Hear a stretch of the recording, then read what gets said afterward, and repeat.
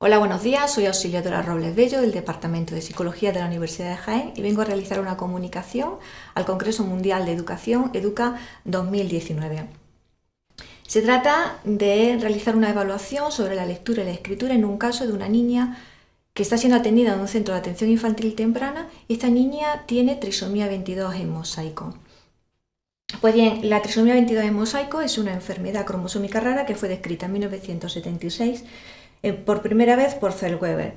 En este sentido, tenemos una serie de sintomatologías y unos objetivos que pueden observar aquí. Además, con respecto a la metodología, se realiza una evaluación neuropsicológica y psicolingüística, en este caso a dos niñas, una con trisomía 22 y la otra con desarrollo típico. A la primera se le aplica un programa de entrenamiento en lectura y escritura al tener 5 años, que es uno típico utilizado en el síndrome de Down, como es el de María Victoria Troncoso y Mercedes del Cerro. En este caso, la hipótesis de estudio se basa en que las diferencias cognitivas presentes en la discapacidad intelectual con respecto al desarrollo típico van a interferir en el desarrollo de la lectoescritura. En este sentido, tenemos una serie de resultados que son los que se pueden apreciar en esta figura y en estas tablas.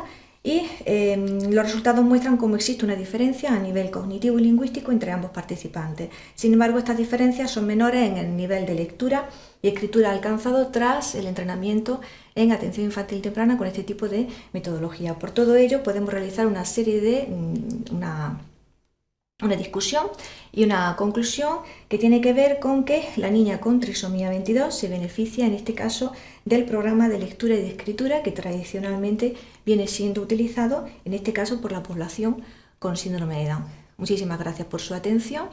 Ahí tienen nuestros datos por si les resulta interesante ponerse en contacto con nosotros. Muchas gracias.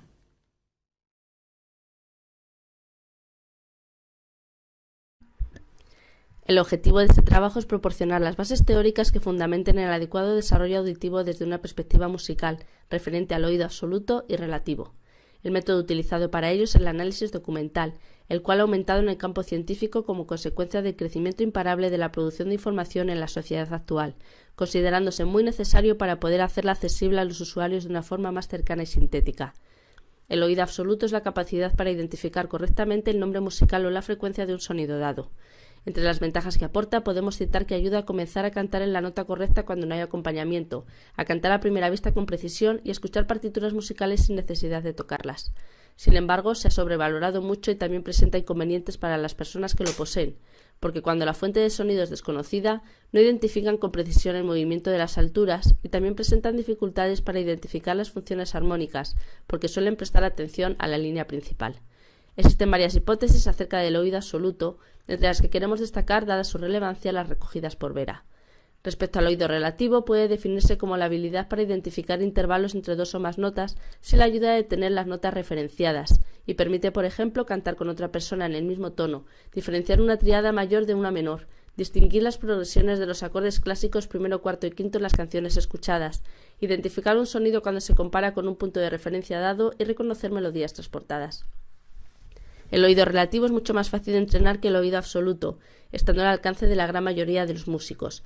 Para ello, Alboré sugiere distintas tareas, como el transporte cantado, cantar canciones con letra en diferentes tonalidades, el reconocimiento auditivo de melodías situadas en diferentes registros y la entonación precisa, comparación e identificación de intervalos. Finalmente, entre las conclusiones de este estudio, señalaremos que alcanzar un buen oído musical demanda llevar a cabo un trabajo constante, a través del cual la formación avanzará hacia la discriminación de matices cada vez más sutiles. Que las personas con oído absoluto son una minoría en contraste con las personas que tienen oído relativo, habitual en aquellas personas educadas musicalmente, y que la educación simultánea del oído absoluto y relativo permite complementar la manera de escuchar y comprender el mensaje musical.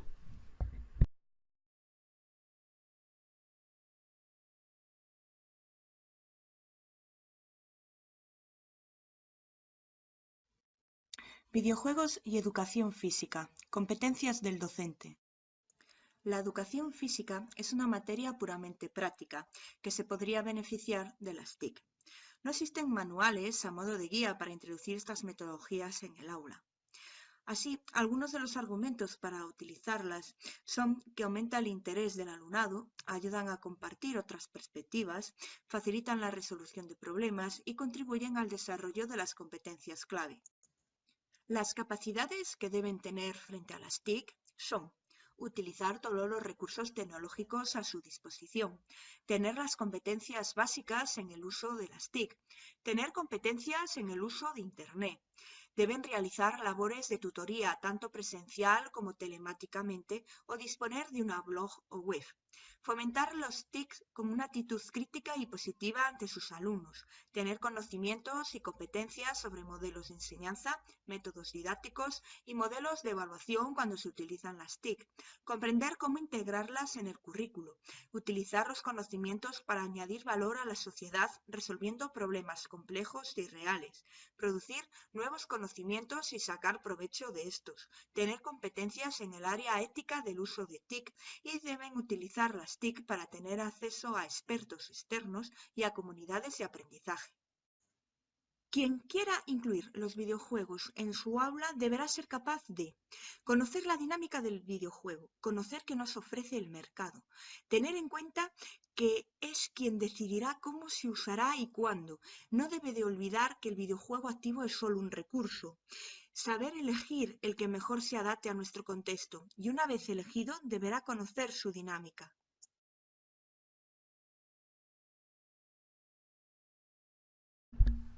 El objetivo de este trabajo es valorar la utilidad de distintas estrategias metodológicas para el trabajo del ritmo musical en el aula. Se ha llevado a cabo en el Conservatorio de Música de Segovia con 79 alumnos pertenecientes a 7 grupos de los 2 primeros cursos de lenguaje musical. Respecto al método de investigación utilizado, nos encontramos ante un estudio realizado por una profesora en su aula, centrado en la intervención sobre casos concretos de alumnos desde una perspectiva cualitativa. La recogida de datos ha tenido lugar durante un curso académico y las técnicas e instrumentos utilizados para ello han sido el diario de la profesora, múltiples entrevistas y análisis de varios documentos. Todo ello nos ha permitido realizar la triangulación de los datos. Por otra parte, creamos un sistema de codificación de los distintos documentos y participantes para garantizar su anonimato. Para la presentación de los resultados, organizamos la información obtenida en distintas categorías de análisis, ayudándonos del programa informático Atlas-T. La primera hacía alusión a la importancia de la experimentación rítmica. Al respecto, hicimos hincapié en que el niño comprendiera el concepto de duración a partir de actividades de movimiento. En la segunda categoría nos interesamos por analizar la lectura rítmica en el solfeo tradicional y descubrimos cómo a muchos niños les resulta artificial y aburrido leer las notas sin entonarlas, práctica muy extendida en los conservatorios españoles. Por ello, procuramos hacer ver a los alumnos en todo momento la relación de los contenidos rítmicos con los demás parámetros musicales. En la última categoría, analizamos el trabajo discriminativo y creativo que llevamos a cabo a partir de refranes, con el cual buscábamos que los alumnos fueran capaces de escribir rítmicamente distintos refranes para después crear una nueva letra a partir de los mismos. Este trabajo resultó ser muy motivador, contribuyó a desarrollar su sentido rítmico, permitió establecer vínculos entre el lenguaje verbal y el musical y posibilitó la conexión con otras artes y la cultura de su entorno. Entre las conclusiones de este estudio destacaremos que el trabajo desarrollado resultó de gran ayuda para que mejoraran la discriminación rítmica y establecieran una relación clara entre el lenguaje verbal y el musical. Asimismo, la exposición continua de los trabajos de los alumnos les ha ayudado a ganar confianza, a disfrutar de sus creaciones y a no condenar los fallos. En lo que más hemos insistido ha sido en favorecer que el aprendizaje fuera motivador por sí mismo, consiguiendo que los alumnos disfrutaran no solo de los resultados, sino de todo el proceso educativo.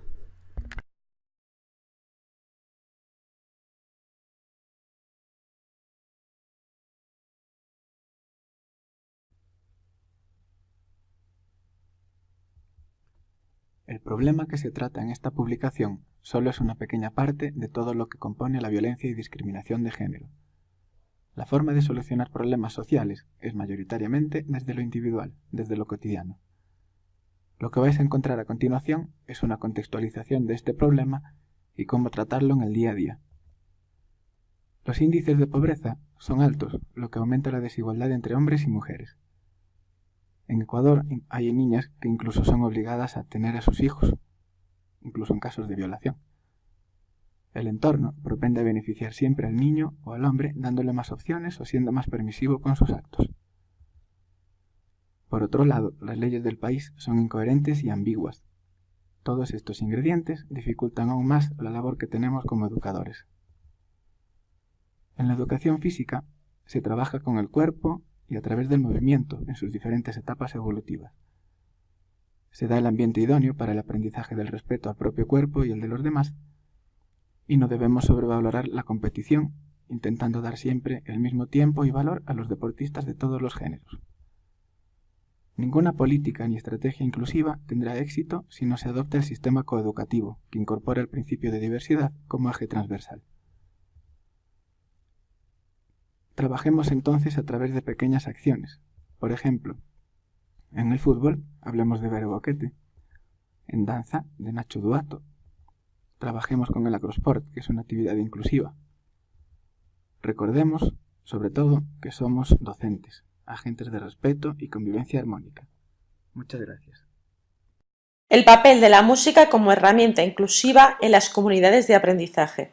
Las sociedades occidentales sufren un rápido proceso de cambio y transformación social, determinado por la nueva era tecnológica, siendo necesaria una reestructuración social que afecta directamente al ámbito educativo.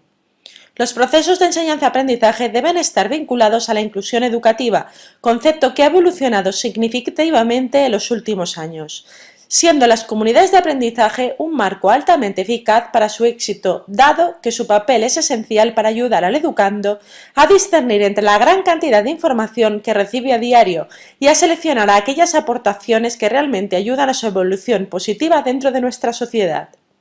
Por otro lado, investigaciones desde diversas perspectivas afirman que, gracias al estudio de la música, el alumnado aprende a pensar de manera crítica, resolver problemas, a comunicarse o a trabajar en equipo.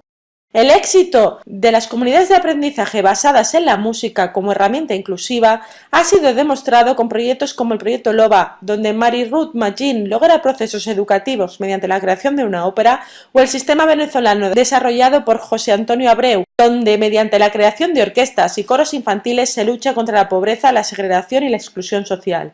Los nuevos procesos educativos que están desarrollándose en las comunidades de aprendizaje actuales se basan en los procesos dialécticos, como bien explica Piedras Etienne, por lo que al desarrollar las prácticas educativas con música se favorecen los procesos de aprendizaje basados en la práctica musical grupal, en la experimentación sonora mediante talleres o en otras actividades, todas ellas prácticas participativas y de cohesión social. Es en este tipo de comunidades de aprendizaje donde el éxito en la adquisición de los conocimientos dependerá de las características creativas que tengan los integrantes del proyecto, incluyendo al alumnado, al profesorado, a las familias y a las instituciones que constituyen una determinada comunidad. Póster virtual titulado Las féminas también estudiamos y hacemos música, realizado por la doctora Sandra Soler Campo y la doctora María Antonia Pujol y Subirá, ambas profesoras e investigadoras de la Universidad de Barcelona. El presente póster, fruto de 3 investigaciones, de las cuales 2 son tesis doctorales, quiere mostrar los diferentes factores que influyen tanto en el estudio como en la vida profesional de las mujeres músicos en España, para saber qué medidas y acciones pueden llevarse a cabo desde la sociedad con el objetivo de vencer tales obstáculos y lograr alcanzar la igualdad de género. El material que se expone a continuación quiere mostrar desde la realidad de mujeres instrumentistas, directores y compositores elementos que influyen en la profesión. La metodología utilizada en las 3 investigaciones fue exploratoria a partir del análisis cualitativo de cuestionarios y entrevistas ad hoc, categorizando las respuestas y resaltando las variables que influían, extraídas de 129 cuestionarios contestados por mujeres que tocan en cobla de sardanas, 66 entrevistas realizadas a profesores e intérpretes de música tradicional y popular en Cataluña y 26 entrevistas realizadas a compositoras y directoras de orquesta del Estado español. Las mayores dificultades que se encuentran las mujeres intérpretes de música tradicional catalana y compositoras y directoras de orquesta se agrupan en las siguientes 12 categorías excluyentes: balance familia-trabajo, la falta de ambición por parte del sexo femenino, la poca presencia de la mujer en libros de historia de la música, la tradición, la poca presencia de la mujer en los programas de concierto, el escaso número de referentes femeninas en la interpretación y dirección y composición, la dominación masculina en el campo de la composición y dirección orquestal, el canon musical, la investigación feminista, la menor capacidad de liderazgo de las mujeres, la necesidad de demostrar a priori lo que las mujeres son capaces de hacer y la ficticia igualdad de género. Pensamos que ha habido un gran avance en términos de igualdad de oportunidades, pero todavía no se habla de un gran número de mujeres que se dediquen a la interpretación, composición y dirección. Ya. Buenos días, mi nombre es Cristina Cuenca y junto a mis compañeros María José González Moreno, Jesús Muñoz Rodríguez y Antonio Segura, presentamos la comunicación No es lo mismo contarlo que vivirlo, análisis de la experiencia de aprendizaje-servicio en la Universidad de Almería. Bueno, nuestra comunicación pues trata de analizar las diferentes experiencias de aprendizaje-servicio que han llevado a cabo los estudiantes en los grados de educación infantil, educación primaria y educación social de nuestra universidad en los últimos 2 años. Lo que hacemos básicamente es plantearles, en primer lugar, le explicamos lo que son las fases del aprendizaje-servicio e intentamos que ellos localicen necesidades en su entorno. Y a partir de las necesidades que localizan, ellos proponen actividades que luego, posteriormente, desarrollan. En las memorias o trabajos finales, ellos cuentan cómo ha sido esa experiencia y, bueno, explican un poquito, pues, en lo que ha consistido y también hacen una valoración personal sobre el trabajo realizado. Y estas memorias son las que nosotros utilizamos para realizar un análisis cualitativo. Esa sería nuestra metodología, recoger estas memorias que realizan en grupo y analizarlas. ¿Qué objetivos pretendemos conseguir mediante el aprendizaje-servicio?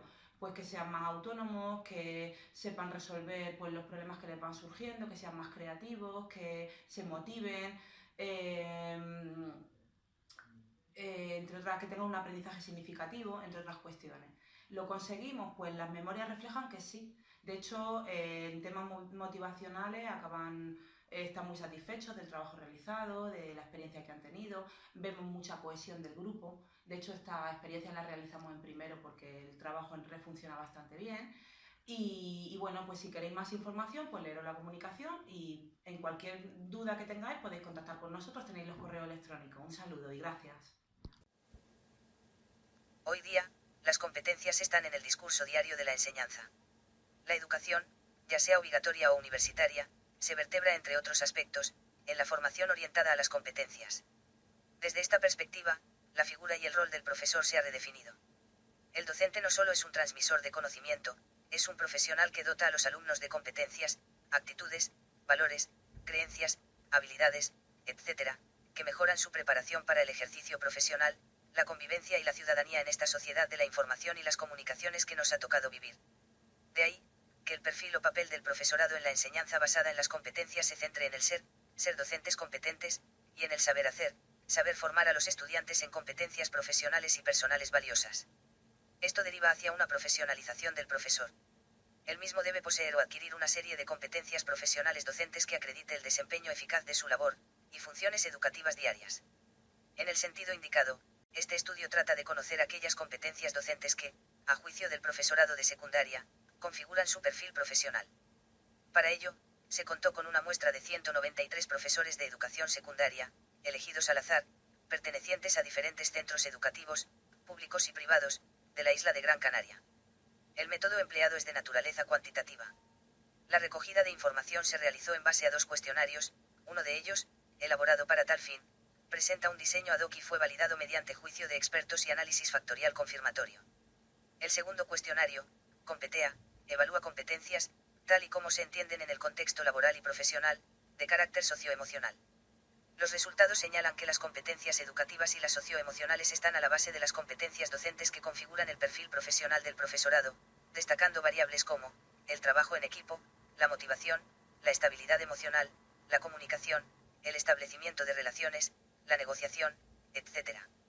Muchas gracias por su atención. Muy buenas a todas y a todos. En primer lugar, queremos agradecer la oportunidad al Comité Científico de presentar este trabajo que tiene por título Evaluación de la revista escolar universitaria como propuesta de innovación docente, análisis TAFO. En este trabajo mostramos la experiencia de innovación docente desarrollado en el marco de la Universidad de Almería a partir de la creación de una revista digital por parte del alumnado universitario de los estudios de trabajo social.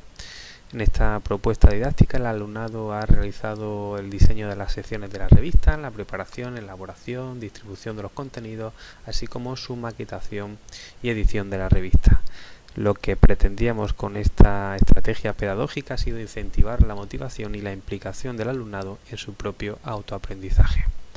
La metodología de evaluación ha estado centrada en el tipo cualitativo y hemos utilizado los grupos de discusión con el alumnado participante en el proyecto. También se ha utilizado la observación participante por parte del profesorado implicado en este proyecto de innovación docente.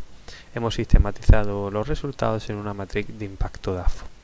Entre los resultados más destacables señalamos como debilidades la falta de recursos técnicos, que se necesita un grado elevado de implicación del alumnado, que se crean subgrupos de clase entre los participantes y los no participantes, que es un proyecto que no tiene asegurada la continuidad, puesto que son proyectos generalmente de 2 años. Las amenazas que hemos encontrado es que hay un bajo grado de implicación por parte del profesorado. Quizás el cambio de asignatura de un curso a otro está relacionado con lo señalado anteriormente, que hay una escasa recompensa de acreditación profesional para el docente y que se necesita, por tanto, una implicación extra del personal docente en este tipo de proyectos. La fortaleza es que genera entusiasmo en el alumnado, que se refuerza el trabajo cooperativo y participativo, se contextualiza el aprendizaje, se fomentan nuevos vínculos entre el docente y el alumnado que mejoran sin duda el aprendizaje. Las oportunidades es que nos encontramos en un momento donde las universidades están premiando este tipo de proyectos de innovación docente que mejora la enseñanza del alumnado, que además vincula este tipo de proyectos el conocimiento teórico con la experiencia práctica y la realidad de la profesión, y que además estamos asistiendo a un cambio en los perfiles del alumnado, que están más centrados en la multitarea y el aprendizaje digital. Por todo ello, este tipo de proyectos de innovación docente sin duda pueden ser útiles para mejorar el aprendizaje. Tienen el código QR por si quieren acceder a la revista y les damos las gracias por su atención.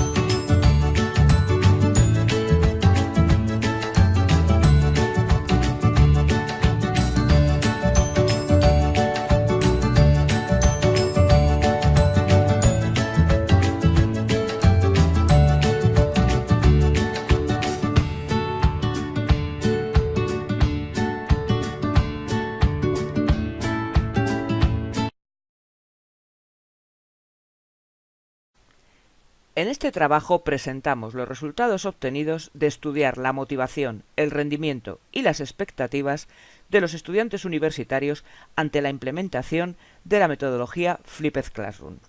Somos un grupo de innovación docente formado por profesores de distintas facultades de la Universidad de León. Los objetivos son conocer si la metodología afecta la motivación y el rendimiento y conocer la valoración de los alumnos con respecto al Flipped Classroom. Esta metodología se ha aplicado a alumnos de la asignatura Marco Jurídico y Profesional de la Actividad Física y el Deporte, de carácter optativo, impartida en tercer y cuarto curso de la Facultad de Ciencias de la Actividad Física y del Deporte. Hemos dividido a los alumnos en 2 grupos, el grupo experimental, al que se le ha aplicado la nueva metodología, y el grupo de control, que ha seguido con la metodología tradicional. Planteamos 3 hipótesis de investigación, referidas respectivamente a la motivación, el rendimiento y las expectativas. Y hemos estudiado los porcentajes de alumnos presentados a los exámenes, las calificaciones obtenidas y las respuestas a un cuestionario completado por los alumnos antes y después de la experiencia.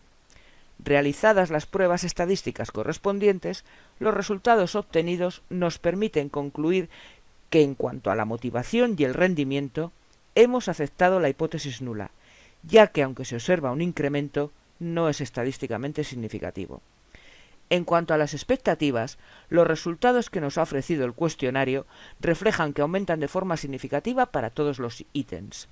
Por grupos de ítems en relación a cuestiones actitudinales, el incremento no es significativo, pero sí lo es en cuanto a las competencias adquiridas. Estos resultados pueden ser debidos al carácter de optatividad de la materia. Se puede asumir que en términos generales, los alumnos de asignaturas optativas presentan una motivación intrínseca que se manifiesta en la elección de la asignatura.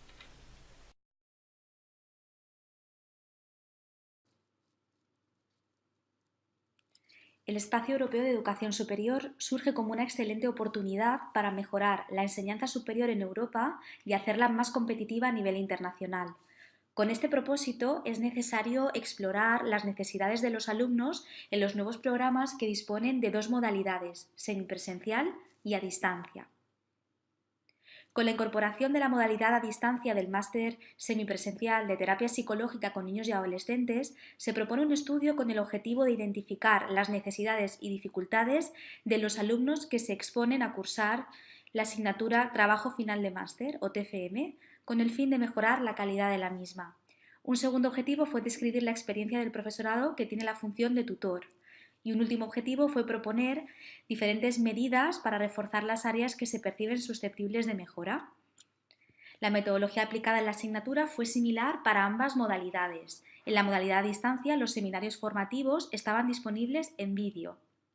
Los alumnos y los tutores de TFM respondieron a una encuesta online, aportaron datos sociodemográficos y la satisfacción hacia diferentes aspectos de la asignatura TFM. Al final, en formato abierto, podían aportar diferentes sugerencias de mejora. Participaron 30 alumnos, de los que un poco más de la mitad cursaban la modalidad semipresencial. La mayoría presentaron trabajos en formato caso único y, como pueden observar, el nivel de satisfacción en las diferentes áreas analizadas fueron altas. Los alumnos de la modalidad semipresencial se mostraron más satisfechos con la asignatura que los de la modalidad online. Los 7 profesores del máster que participaron se mostraron altamente satisfechos con su rol como tutor, con la asignatura y el desempeño de los alumnos. En resumen, la satisfacción con la asignatura TFM fue alta tanto por parte de los alumnos como de los tutores. Los estudiantes de la modalidad semipresencial se mostraron más satisfechos que los de la modalidad online. A partir de este análisis de las necesidades, se han propuesto diversas medidas para mejorar la calidad de esta asignatura en el próximo curso académico. Hola, me llamo María Montant y os voy a explicar qué es Innovative Children.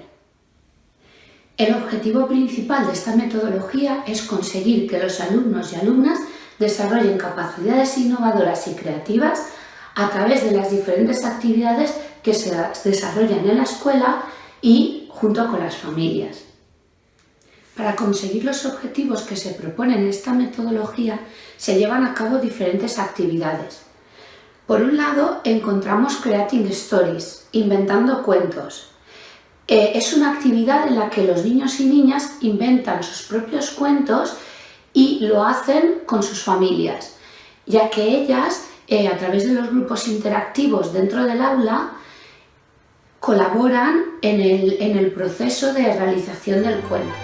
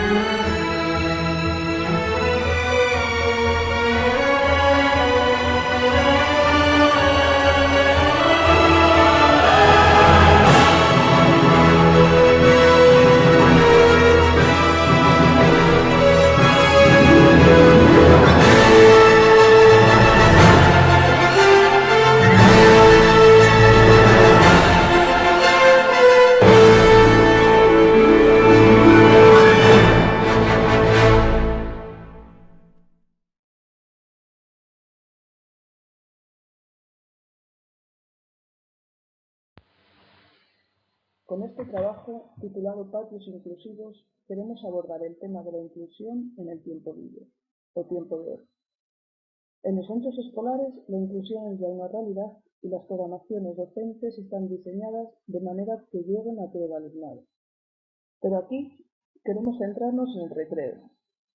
Se presenta una propuesta de patios inclusivos para que todo el alumnado pueda participar y beneficiarse de las actividades de ocio. Para ello es necesario tomar medidas a nivel de centro y concretarlas en actividades con recursos materiales y personales suficientes como para que sea exitoso el proyecto. Es tarea de todos y para todos el conseguir que en el tiempo libre la inclusión sea una realidad. Por este motivo, analizamos tanto espacios como actividades o recursos que pueden utilizarse en el recreo y conseguir así esa inclusión. Debemos tener en cuenta que lo principal es la participación de todo el alumnado, pero no de manera obligatoria, ya que pertenece al tiempo de descanso. Así se programarán juegos adaptados en los que todos los niños puedan participar, actividades guiadas como teatro, lectura, pintura, etc. Y también un espacio de juego libre para que los alumnos puedan interactuar sin ser guiados. Los agrupamientos deben ser flexibles para que cada uno pueda sentirse cómodo y libre con sus compañeros.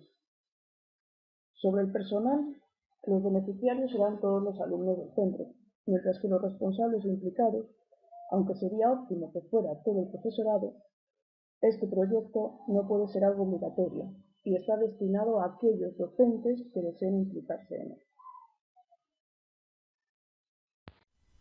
Hola, mi nombre es José Antonio Pérez, de la Universidad Católica de Murcia. El trabajo sobre el que vamos a hablar es autoconcepto, personalidad y disfemia. Y el objetivo que pretendemos con el mismo es conocer si el autoconcepto, autoestima y otros factores de personalidad son diferentes en los sujetos con y sin disfemia. Concretamente, queremos conocer la correlación existente entre estas variables y la fluidez verbal de los adolescentes con disfemia. Para ello nos basamos en la fundamentación teórica, de la cual deducimos que la disfemia es un trastorno de la fluidez verbal y la estructuración temporal del habla. Al comienzo el niño no es consciente de este problema, pero con el paso de los años sí que lo será y cobrará especial importancia a la hora de la formación de la personalidad. Por ello relacionamos en nuestra justificación teórica el autoconcepto, personalidad y fluidez verbal, concluyendo, según Murphy, que el autoconcepto es determinante a la hora de la formación de la personalidad o viceversa, pudiendo influir un bajo nivel de autoconcepto en una falta de fluidez verbal. La metodología que se utiliza es descriptiva y correlacional con una muestra de 300 participantes de 12 a 18 años, de los cuales 30 están diagnosticados con disfemia y 270 actúan como grupo control. Para ello utilizaremos 3 instrumentos de evaluación: una prueba oral para evaluar la competencia en fluidez, SDQ para evaluar el autoconcepto y el 16PF para evaluar la personalidad.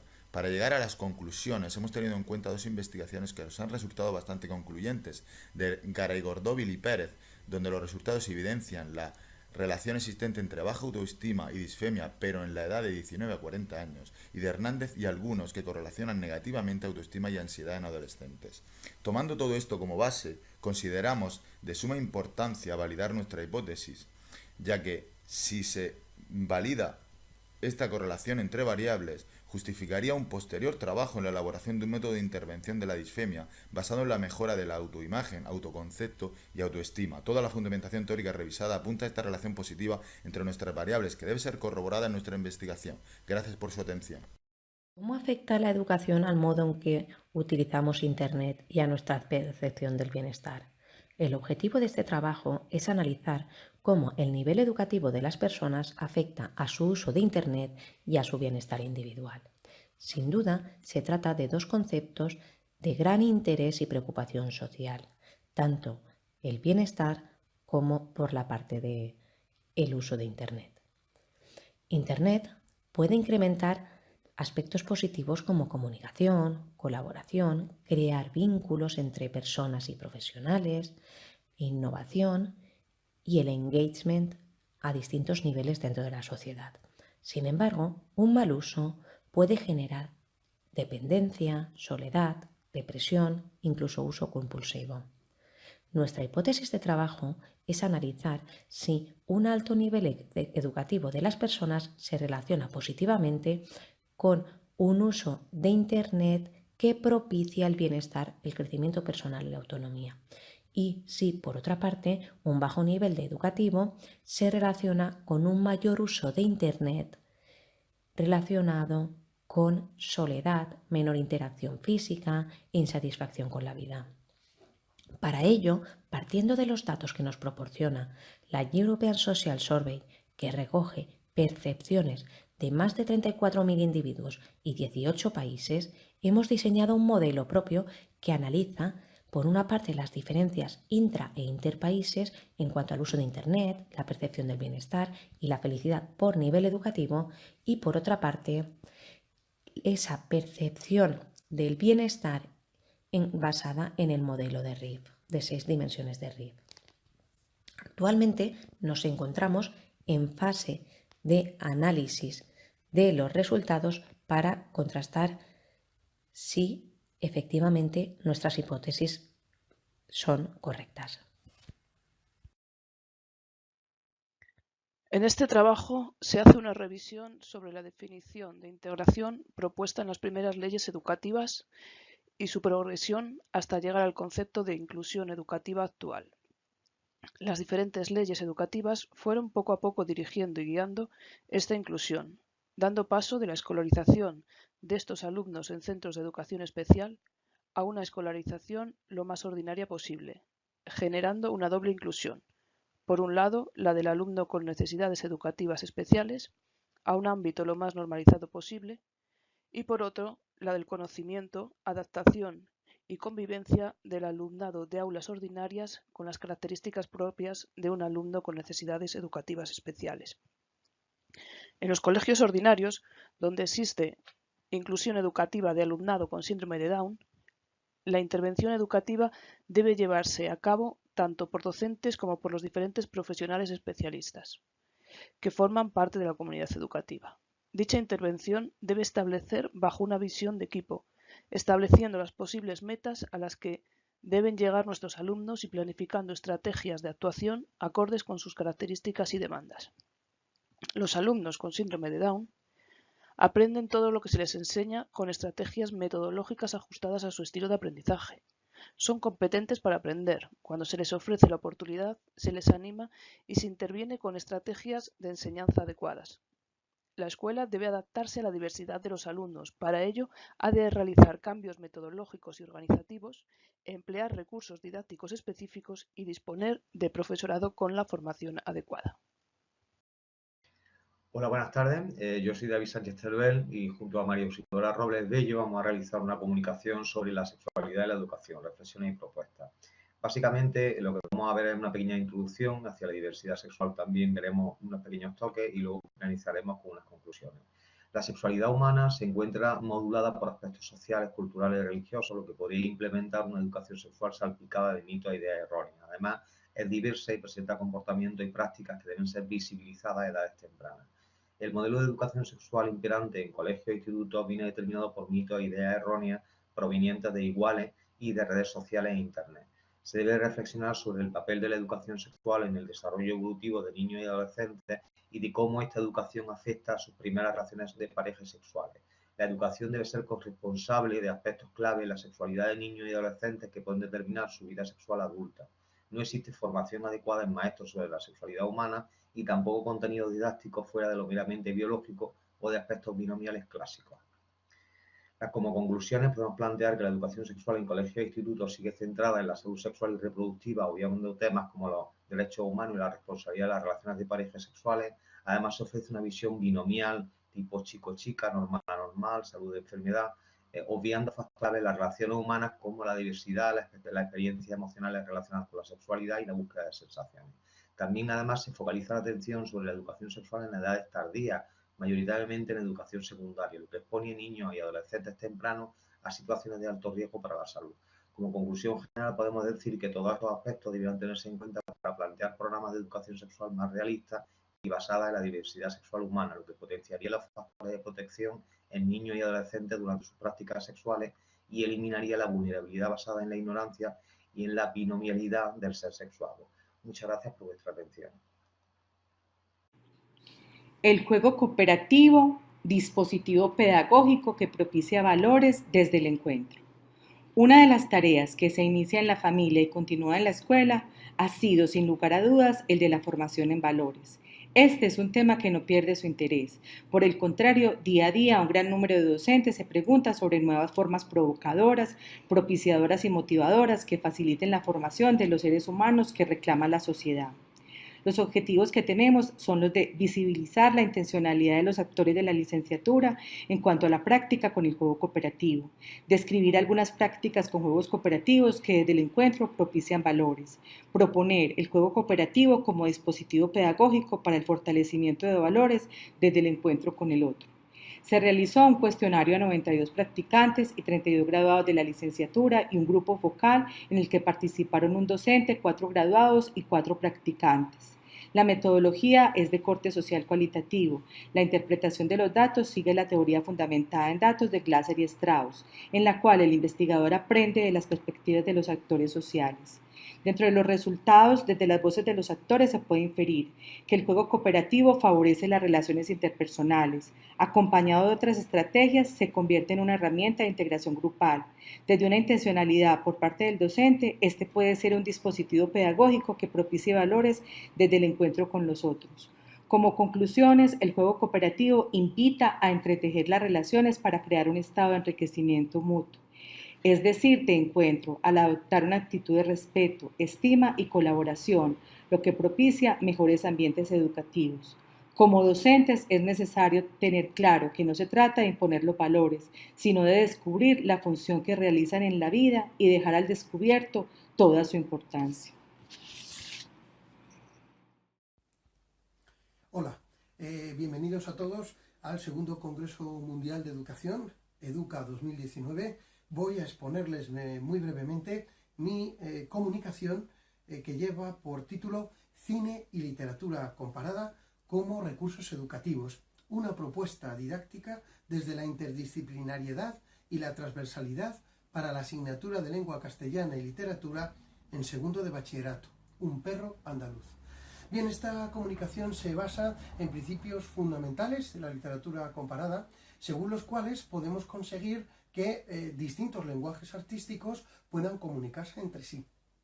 De suerte que, pensando en un curso como el de segundo de bachillerato, donde el currículo es denso, hay mucho agobio con respecto a una prueba externa y a veces el aprendizaje sufre, pues proponemos una actividad que realmente resulta sumamente educativa.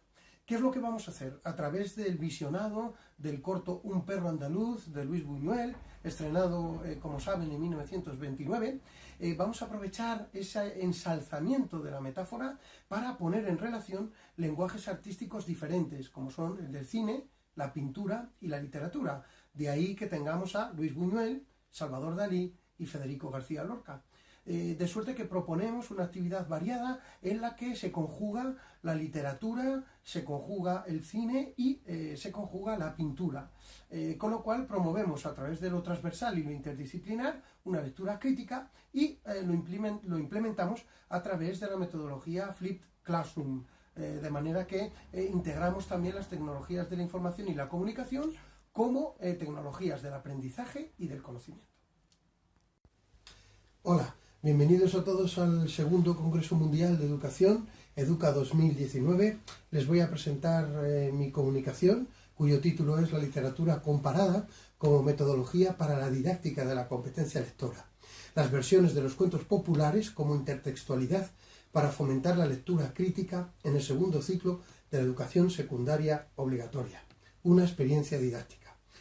Con esta comunicación lo que pretendemos es fomentar una lectura crítica real. De lo que nos damos cuenta, numerosos informes apuntan hacia ello, es que la lectura que consiguen nuestros alumnos es en todo caso una lectura de tipo instrumental, pero no tanto comprensiva. Además, nos damos cuenta de que mientras que conseguimos buenos lectores en la educación primaria, a partir de los 11 o 12 años, según informes, pues nos damos cuenta de que perdemos un poco el gusto lector por parte de los alumnos, de manera que se convierte en un curso especialmente importante. ¿Qué hacemos? Presentar distintas versiones de cuentos infantiles, en este caso de Caperucita Roja, por ejemplo, en los que nos encontramos con elementos folclóricos de toda la crueldad, ¿verdad? Y con esta idea de conjugar distintas versiones fomentamos una lectura profunda, comprensiva, crítica y no meramente instrumental. Además nos basamos en la idea de los romances, en los que también aparecen varias versiones y para constituir una lectura auténtica los textos tienen que dialogar entre sí. Intertextualidad y literatura comparada como metodología didáctica para una enseñanza de la lectura comprensiva.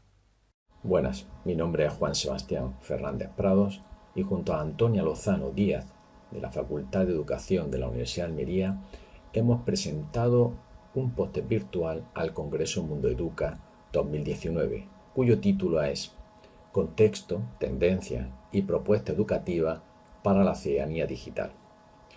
Nuestro póster virtual pretende exponer desde las claves contextuales, sociológicas y éticas, de la mano de Manuel Castells y Adela Cortina respectivamente, el apenimiento de la sociedad de la información y la demanda de una educación para una ciudadanía digital, crítica y activa. Así, los planes estratégicos y políticas educativas globales y europeas, por ejemplo, el último informe de Horizon 2018, el Consejo de Europa y el Marco Europeo de Competencias Digitales para Ciudadanos, incorporan la ciudadanía digital como línea de actuación necesaria e importante. Esto nos lleva a analizar de una manera gráfica, por una parte, el concepto radical de Mejulu y MacGregor y por otra, las 5 dimensiones planteadas por Choi de ciudadanía digital.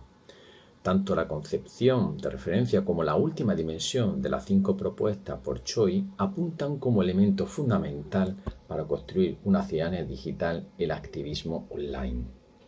En este sentido y en conclusión, incorporar al currículum la participación en línea de activismo o activismo online en toda su vertiente y niveles de compromiso digital, desde el clickactivismo hasta el ciberactivismo, cibervoluntariado, ciberdisidencia, etc., supone una propuesta educativa y una apuesta por una educación para la ciudadanía digital radical, crítica y activa.